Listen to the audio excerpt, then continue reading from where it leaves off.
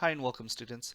Today's tutorial will cover PowerPoint 2016 and I'm going to show you how to insert shapes into your presentations. Let's go ahead and get started. So you'll see that I have a presentation here about visiting the Arboretum. Now on slide 2 I have a picture of the Arboretum as well as a little bit of information about it. Now I'm going to show you how to add shapes onto your slides. So I'm going to go to the Insert tab to find my Shapes gallery.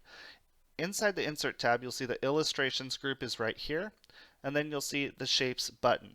Insert ready-made shapes such as circles, squares, and arrows. There's actually a lot of different shapes in here, and I'm going to show you a couple of them in this presentation.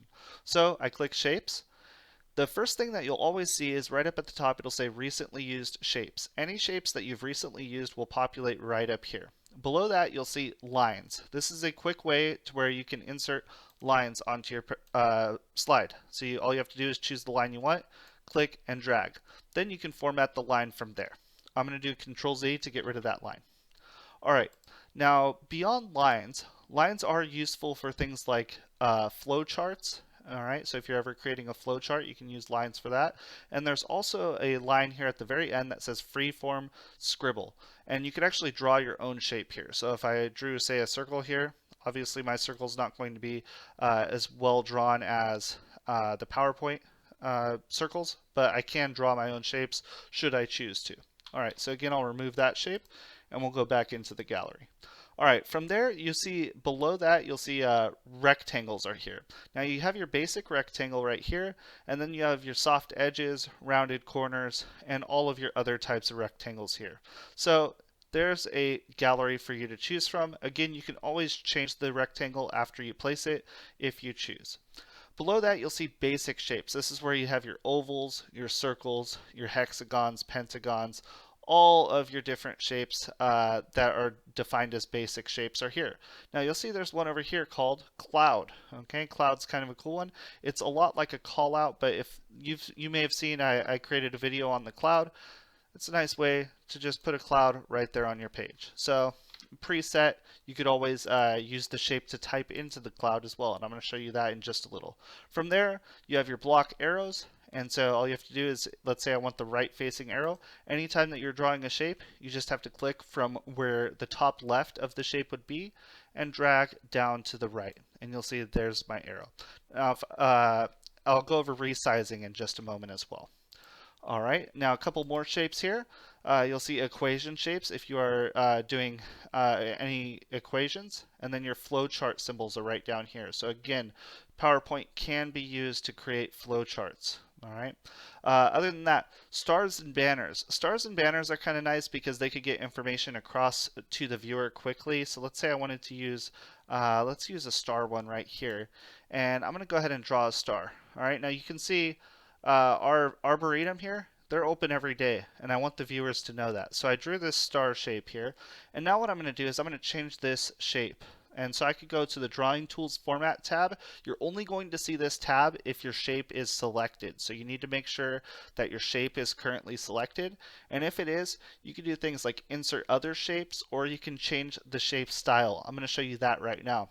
So the shape style shows a gallery of about 5 different shapes, and as I hover over them, you'll see the colors change. If I hit this More button right here, it'll display all of the gallery of shapes. And you can see, again, as I hover over shapes, they'll actually change the color of them. Now, for this example, I'm going to use this shape right here. And now you'll see that it gets rid of kind of that inside area. I could even put it over here on top of my picture. Okay. Now this is good because this brings the attention for the reader or the viewer to this area now. Now keep in mind, if I want to do specifics, I could change the effects, the outline, or the fill color, and I could also go to word art styles to change the words if I type any words on here. Now I've went ahead and I've created this shape. Notice that it's on top of this picture. Using the Arrange tab, I could send it backwards by clicking this button, Send Backwards, and you'll see it'll actually go behind the picture. And then Bring Forward brings it to the front. So again, shapes, images, videos, text, all those things, they're layers on a PowerPoint presentation. So you're going to want to organize those layers in the ways that make the most sense. And you can do that using the Arrange group. Finally, you can adjust the size right over here. Now that I have this shape built, what happens if I just start to type? If I type in open every day, as soon as I start to type, it appears right there on the page. Then I can even highlight this text, and let's say I wanted to change the style of the text. I could go right up here to Word Art Styles and change the style to something that looks better. Right up here, I could click the More tab, and let's say I like this one. I choose it, and right there. Open every day. All right, so now that I have that selected, it brings the reader's attention right over there. Now, again, I want to show you a couple more shapes here, and so on the Insert tab, Illustrations group, I'm going to deselect this shape first, and then I'll go right up here to Shapes, and now I'm going to choose Callouts. Okay, I haven't gone over callouts, but let's say I want to use the thought bubble callout. Okay, a lot of people try to create shapes using the cloud on this one, and it's actually incorrect. They have callout shapes right down here, as well as action buttons. So let's say I do this callout shape, and I'm going to create a callout cloud right over here. Okay, and you'll see there's my thought bubble. Let's have these people thinking. Let's go ahead and change the style. And now I can type and I can just put in wow. All right, they are so impressed with this arboretum. They're saying wow about it. So again, I can organize shapes and add shapes right on top of images and create custom built images directly in PowerPoint. And I don't have to add or find any shapes online.